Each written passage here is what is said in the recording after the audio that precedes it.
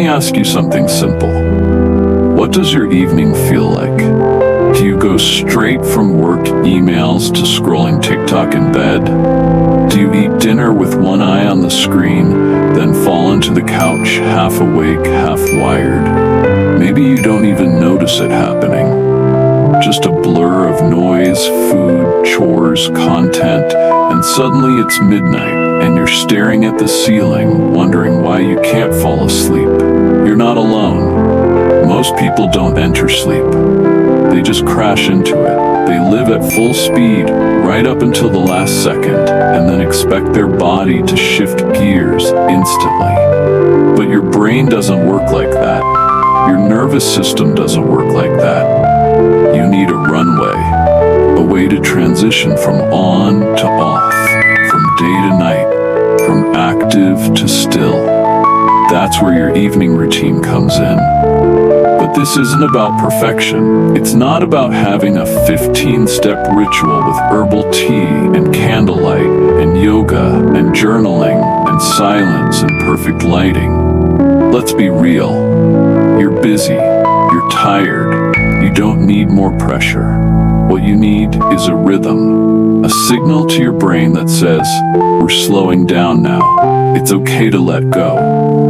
Think of your evening routine like dimming the lights in a theater before the movie begins. It tells your body something different is coming.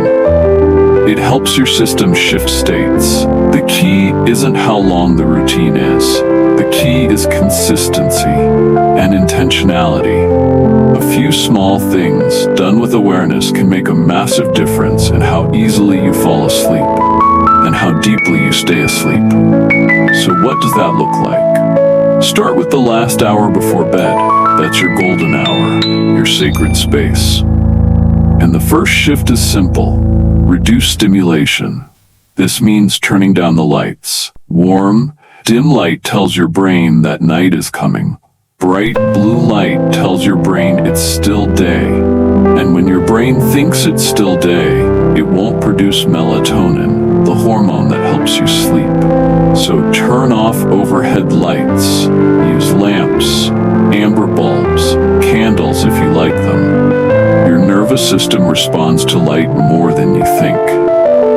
Next, cut down on screens. I know, you've heard it before. But this isn't about guilt. It's about signals.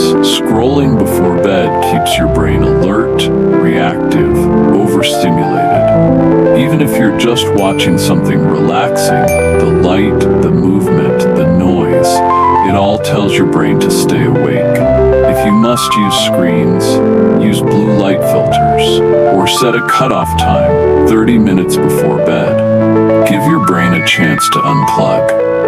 After that, shift your body. Not with a workout, with something gentle. Maybe it's stretching. Maybe it's a walk around the house.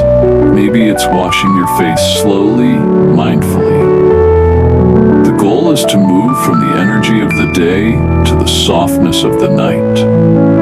Your body understands rhythm more than it understands commands. If you want it to slow down, you have to lead it there, gently. And don't forget your mind. This is where people get stuck. Because even when the body is ready, the mind is still looping. So include something in your routine that helps you clear the mental clutter. You could journal for 5 minutes.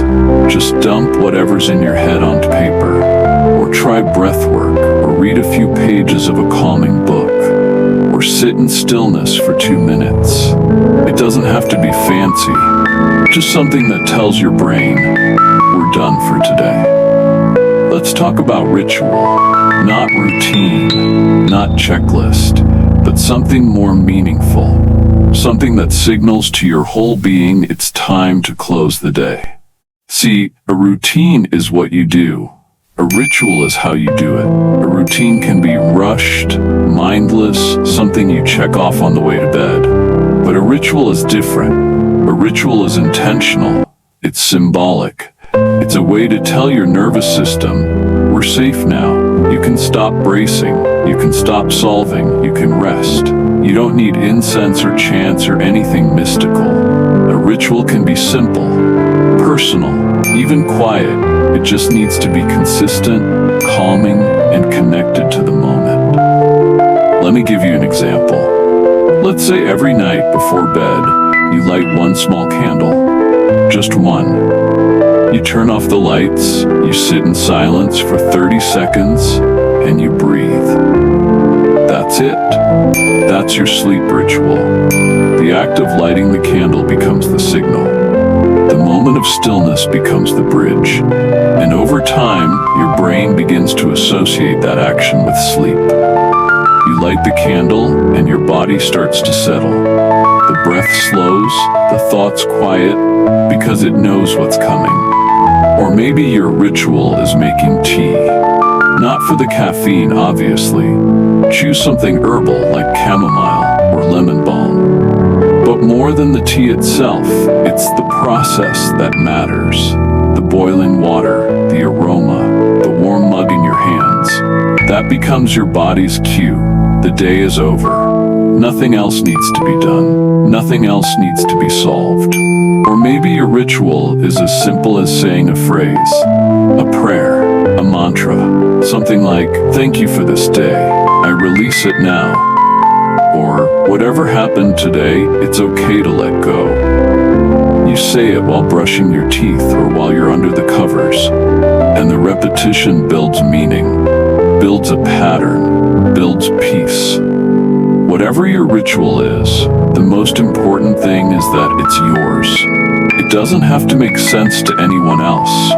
It just has to feel grounding, settling, familiar, like a gentle hand on the shoulder, reminding you, you don't have to carry today into tomorrow. And don't underestimate the power of repetition.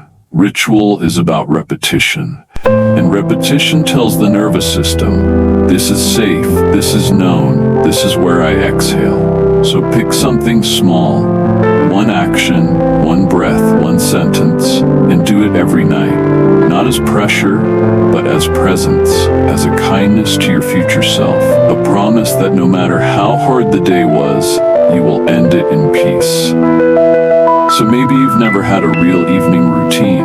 Maybe the end of your day just kind of happens. You close your laptop, you brush your teeth, you lie in bed and hope for the best. And that's okay. No shame in that. Life is busy. Days are loud. But what if the way you end your day mattered just as much as how you started it? Because here's the truth. Your body craves rhythm. Your mind craves closure. And your heart, it craves a soft place to land. An evening routine isn't about being perfect. It's about being kind to your nervous system, to your mind, to your spirit. It's about saying, I deserve to end the day with intention, not exhaustion. And when you do it right, when you create even 10 minutes of calm before bed, you're not just setting up better sleep, you're setting up a better tomorrow. Because deep sleep isn't just rest, it's repair, it's integration, it's how your brain resets, your hormones balance, your mood stabilizes. It's how you heal. So start small, choose one signal, one ritual, one act of quiet, and do it every night, not to get it right, but to remind yourself that you're worth the pause, you're worth the slowdown, you're worth the peace. Maybe that means turning off your phone earlier. Maybe it means dimming the lights. Maybe it means putting on soft music. Maybe it means whispering a prayer. Whatever it is, make it yours. Let it be simple. Let it be sacred. Let it be enough. This is the Daily Health Shift. And if this episode helped you create space for stillness, even just a little, share it with someone who needs that space too. Someone who's been running on fumes and who forgot that peace doesn't have to be earned. It can be created. If you haven't already, subscribe to the channel.